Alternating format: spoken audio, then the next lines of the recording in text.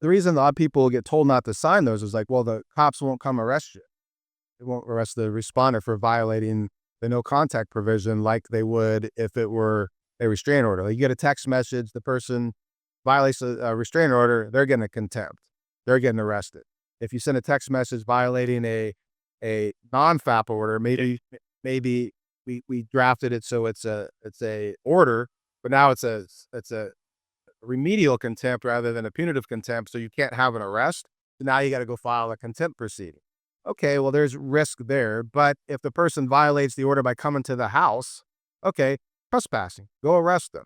If the person violates the restraining order by following them, okay, go file a stalking order. And to be, I was going to say, when you say restraining order, though, in this particular case, we're talking about a no contact agreement, like a contract. And so if they violate that by following the person, then yeah, what you're saying is Yeah, that then you can get the yeah. stalking So order. I'm talking about if you want to try to leverage the downside of a restraining order to the respondent, like you go to trial, you spend a bunch of money and you lose, and now you've got this 2-year disease you can't kick because this restraining order is in place. There's no cure for it. Go away automatically in 2 years unless they renew.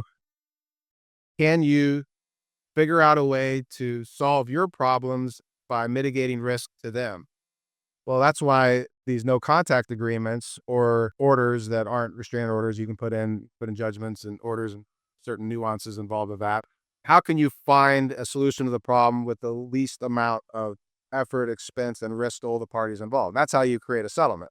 One of the more common ways is, okay, let's do a no contact agreement.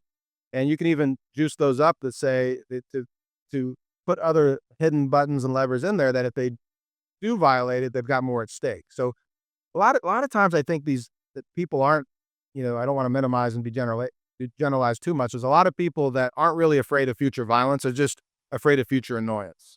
And they're hyper vigilant and they think that these text messages put them in fear of injury, and it may do that. Yeah. Like therapy and treatment is the solution, not government process and lawyers. And even if it's totally reasonable for them to be in fear for themselves, I mean, sometimes it just doesn't meet the elements. And it would be nice if people didn't have to be annoyed by unwanted contact, but that's not what a FAPA is supposed to protect you against.